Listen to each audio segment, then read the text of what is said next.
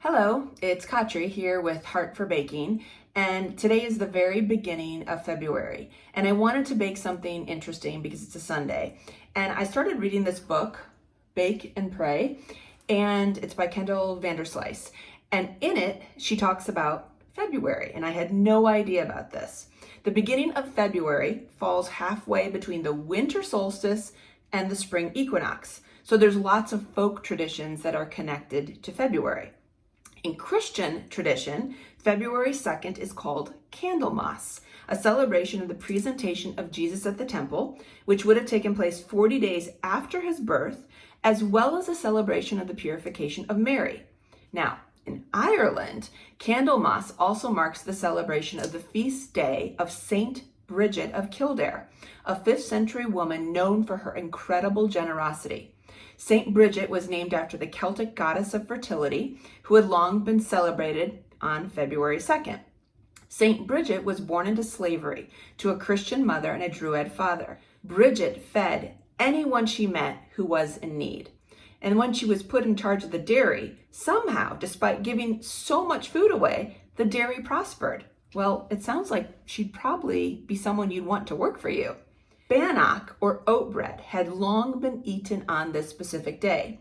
In folk tradition, a loaf was left out for the goddess, Bridget, to ask for blessings of fertility, prosperity, and health.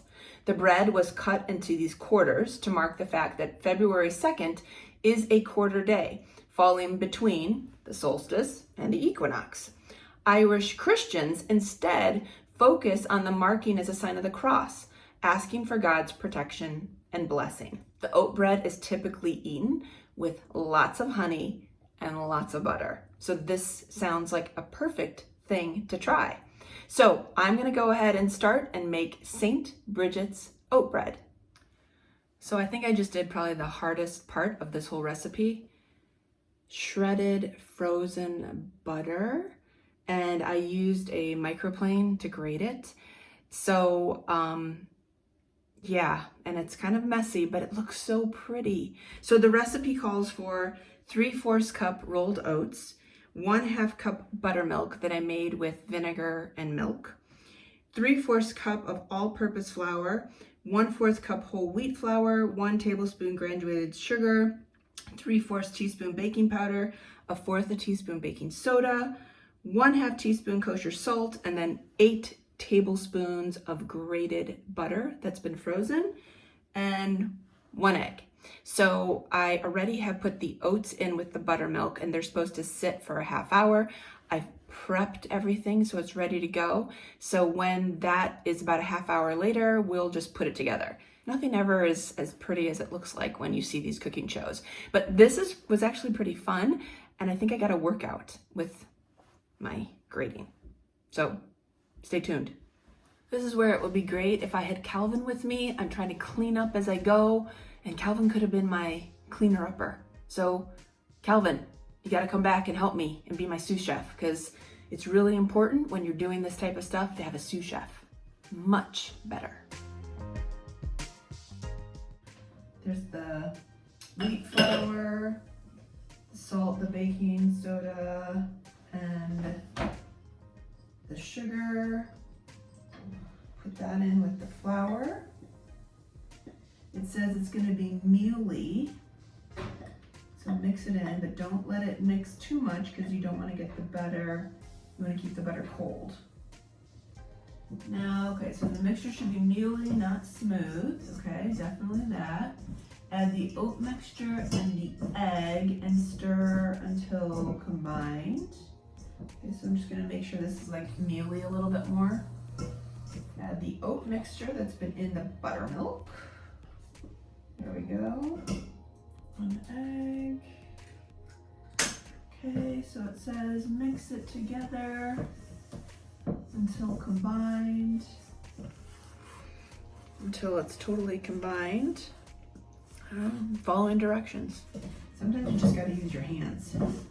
Now it says pour the mixture on your lined baking sheet. So now it says put it on here.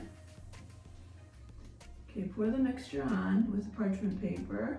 Okay, moisten your fingers and smooth the dough. So obviously I need to moisten my fingers because I already started with my fingers being a mess. So I will do that in 1 second. Can't do everything all at once. Where's Calvin? Calvin, I need my sous chef.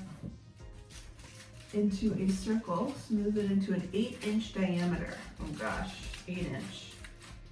Not sure what 8 inches is it? Okay, so a little bit more. I'm just trying to kind of make it all even, I guess. Yeah, 8 inches.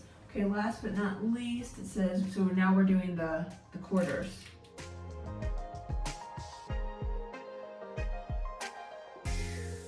Bake it now for 30 minutes and we shall see what it looks like. Just came out of the oven.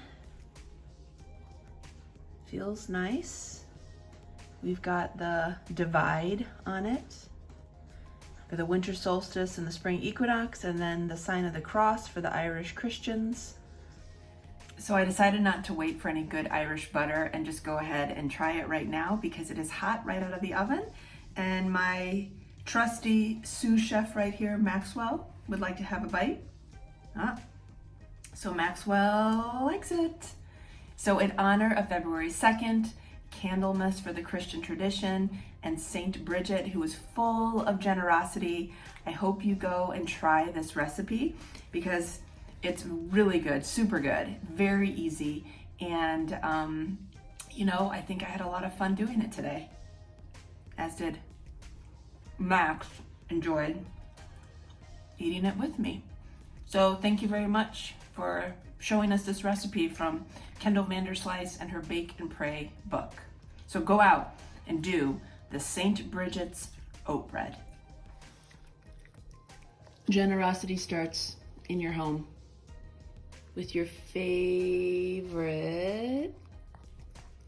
animals, people, whoever you choose. Thank you, St. Bridget.